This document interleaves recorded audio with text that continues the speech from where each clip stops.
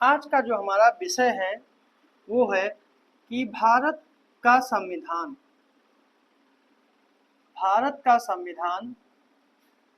ठीक है कैसा है।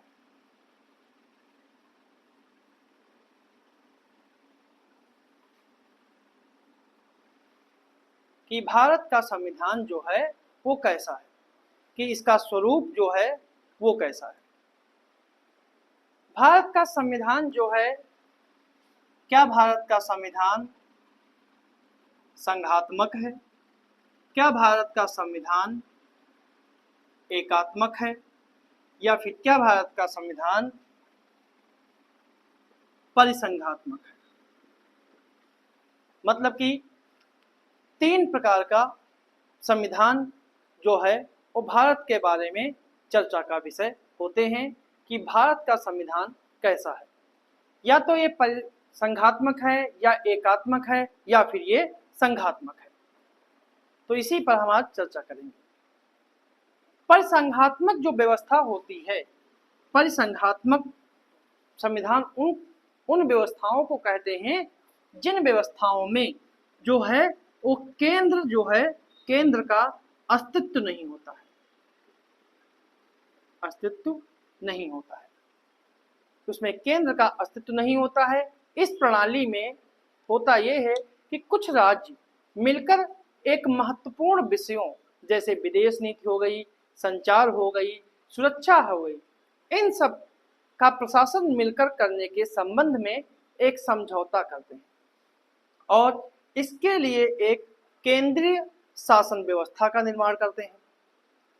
ठीक है, मतलब कि कुछ राज्य जो होते हैं, कोई एक देश नहीं है, कुछ राज्य मिलकर एक देश का निर्माण करते हैं और जो केंद्रीय शक्ति होती है उसको कुछ शक्तियां देते हैं कि वो उनकी सुरक्षा करेगी, उनकी विदेश नीति तय करेगी और उनकी संचार व्यवस्था तय करेगी।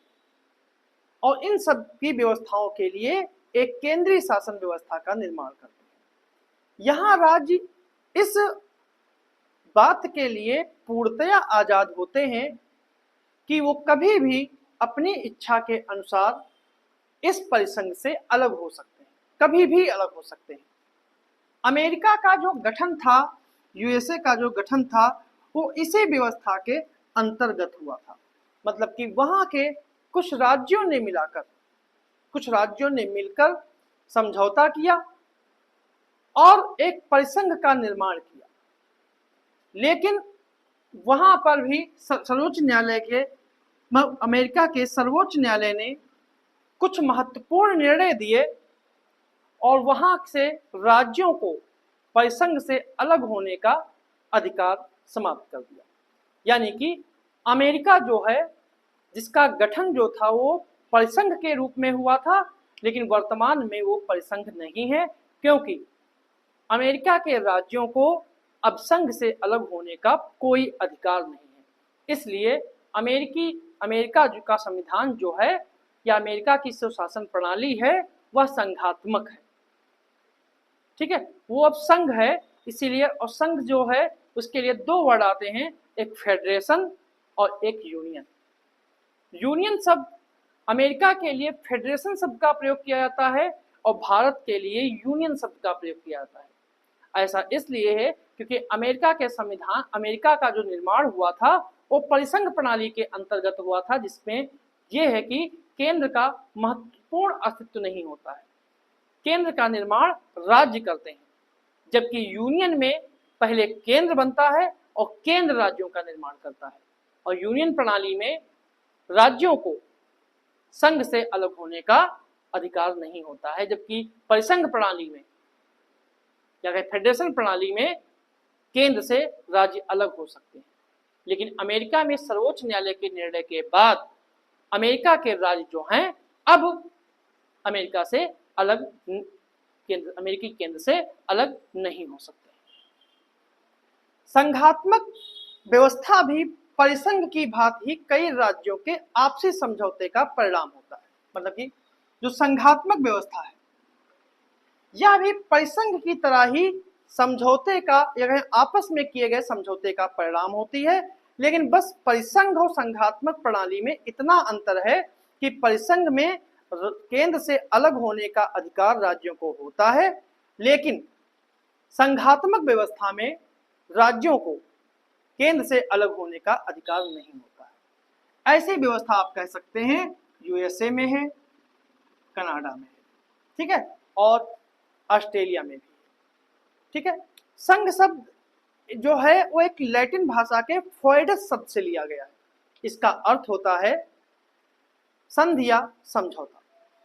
अगर एकात्मक व्यवस्था की बात की जाए, एकात्मक व्यवस्था जो है वो किसी जो व्यवस्था है वो बड़े देशों में अधिकांशतः नहीं पाई जाती है, क्योंकि एकात्मक व्यवस्था से बड़े देशों का शासन नहीं चलाया जा सकता है।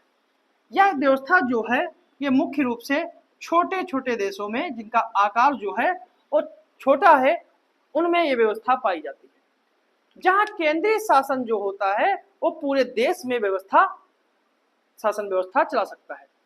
इस प्रणाली में जो एकात्मक व्यवस्था में है, इसमें केंद्र मुख्य भूमिका में होता है और जबकि प्रांत जो होते हैं वो महत्वहीन होते हैं। इस व्यवस्था में प्रांतों को केवल सीमित अधिकार दिए जाते हैं और उन्हें मुख्यतः केंद्र के द्वारा प्रदान किए गए दायित्व या कहें उनके द्वारा सौंपे गए कार्यों को ही निर्वहन करना होता है। यहाँ केंद्र राज्यों के क्षेत्र, सीमा, नाम परिवर्तन के साथ साथ राज्यों को नष्ट करने का भी अधिकार होता है, और ये व्यवस्था के लिए सबसे अच्छा उदाहरण जो है वो ब्रिटेन है। ब्रिटेन में एकात्मक व्यवस्था लागू है। संविधान के इन प्रारूपों के जानने के बाद ये कहा सकता है कि भारतीय संविधान जो है वो परिसंघात्मक जो है नहीं है, क्योंकि यह किसी समझौते का परिणाम नहीं है और ना ही राज्यों को संघ से अलग होने का अधिकार है, और ना ही कोई भी राज्य केंद्र से अलग हो सकते हैं। भारतीय संविधान के मामले में एकात्मक और संघात्मक इन दो प्रणालियों को लेकर विवाद रहता है कि भारत का संविधान जो है वो एकात्मक है या संघात्मक है। इसी विषय को लेकर केसी हुएर, संथानम, आइवर्जेनिक्स जैसे विद्वानों में भी मतभेद है। भारतीय संविधान को स्वरूप को व्यक्त करते हुए प्रारूप समिति के अध्यक्ष भीमराव अंबेडकर ने कहा था कि संविधान में कुछ ऐसे उपबंधों को शामिल किया गया है जो केंद्र को विशेष शक्तियां प्रदान करते हैं और इससे राज्यों की स्वतंत्रता जो है वो सीमित हो जाती है। परंतु फिर भी आप ओवरऑल देखें तो भारतीय संविधान का स्वरूप जो है वो संघात्मक है, ठीक है, एकात्मक नहीं। अगर संघात्मक शासन की बात करें कि क्या लक्षण है, तो संघात्मक शासन के लक्षणों में सबसे पहला जो आ जाता है कि वो है कठोर संविधान। संघात्मक शासन में कठोर संविधान है। संघात्मक व्यवस्था में संशोधन की प्रक्रिया कठिन होती है।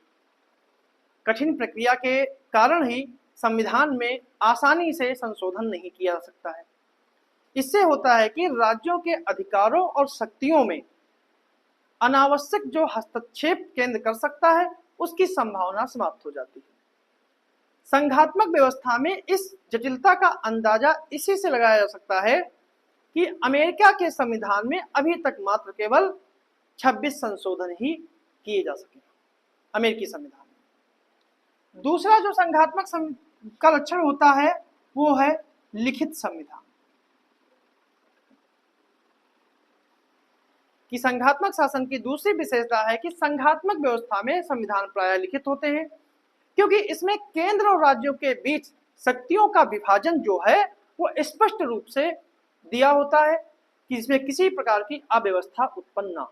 जैसे कि भारत के संविधान में, लिखित संविधान में ये लिखित है कि केंद्र किन विषयों पर कानून बनाएगा और राज्य किन विषयों पर कानून बनाएगा। इसके लिए संविधान में अनुसूची 7 में सूचियां दी गई हैं कि संघ सूची पर कानून केंद्र सरकार बनाएगी, राज्य सूची पर विषय पर कानून राज्य सरकार बनाएगी, और समवर्ती सूची पर कानून जो है वो दोनों बना सकते हैं। लेकिन अगर समवर्ती सूची पर कानून केंद्र सरकार ने बना दिया है तो कानून वो केंद्र सरकार का ही माना जाएगा, राज्य सरकारें उस पर कानून नहीं बना सकती। इसी को कहा जाता है कि शक्तियों का विभाजन। शक्तियों का विभाजन।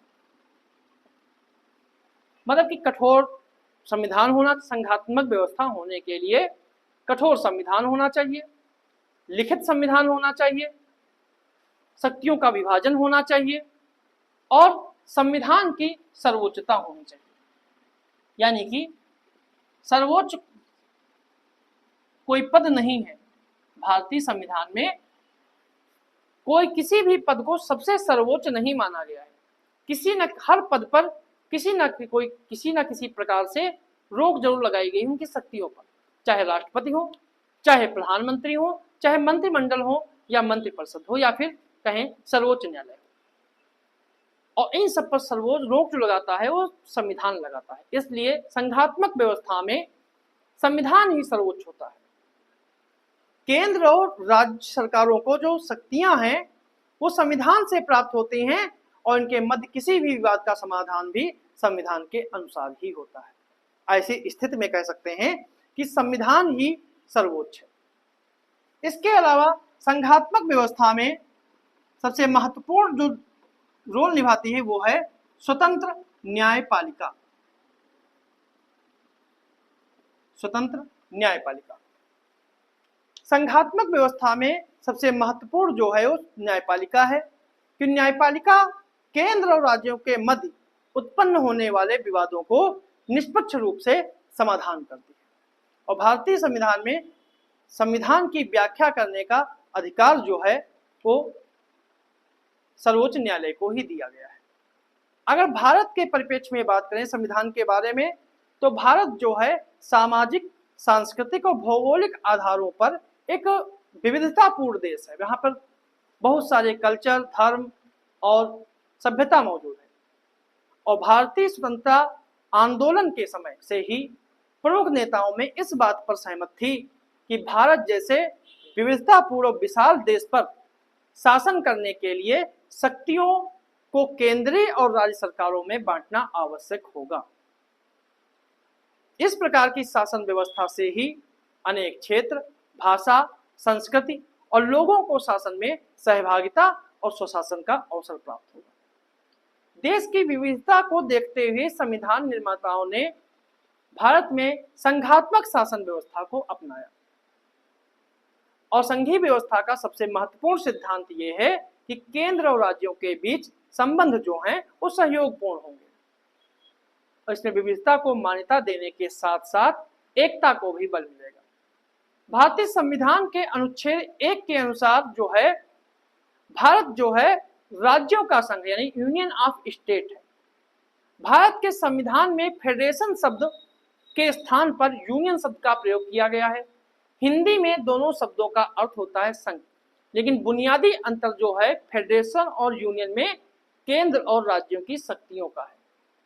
संविधान निर्माताओं ने व्यवहारिक तौर पर संघात्मक व्यवस्था को अपनाया, किंतु भारतीय संघवाद जो है वो अमेरिकी मॉडल पर आधारित नहीं है। भारतीय संघवाद जो है वो कनाडा के मॉडल पर आधारित है और कनाडा का मॉडल जो है एक शक्तिशाली केंद्र की स्थापना करता है जो अमेरिका के मॉडल से पूर्णतः अलग है। भारत में शासन व्यवस्था संघात्मक है या एकात्मक, इस पर विद्वानों की अलग अलग राय है, लेकिन ये सत्य है कि भारतीय शासन प्रणाली में संघात्मक और एकात्मक दोनों की विशेषताएं मौजूद हैं और कहा जा सकता है कि भारत का संविधान संघात्मक होते हुए भी एकात्मक शासन की ओर झुका हुआ है। इस बात को हम ऐसे कह सकते हैं कि एकात्मक कैसे है। एकात्मक इस प्रकार हो सकता है कि पूरे भारतीय क्षेत्र के लिए एक ही सर्वोच्च न्यायालय है, पूरे भारत के लिए इकहरी न्यायपालिका है, नागरिकता है, जबकि अमेरिका में दोहरी नागरिकता है, केंद्र के लिए भी अलग है और राज्यों की अलग है, जबकि भारत में एकल नागरिकता है, वो है भारतीय। इसी प्रकार राज्य केंद्र इसलिए मजबूत है क्योंकि केंद्र कभी भी भाग 1 के जरिए राज्य को कभी भी निर्मूलित कर सकता है या राज्य को हटा सकता है। तो इस प्रकार कह सकते हैं कि जो और राज्यों का राज्यपाल जो है वो राष्ट्रपति के अधीन होता है, राष्ट्रपति के अंतर कार्य करता है। ठीक है, राष्ट्रपति के अंतर्गत कार्य करता है। इसलिए कह सकते हैं कि भारत का जो संविधान है वो संघात्मक होते हुए भी एकात्मक है और दोनों के गुण इसमें पाए जाते हैं। तो ये था हमारा टॉपिक संविधान कि भारत का संविधान जो है वो कैसा है, कि भारत का संविधान एकात्मक है या फिर संघात्मक।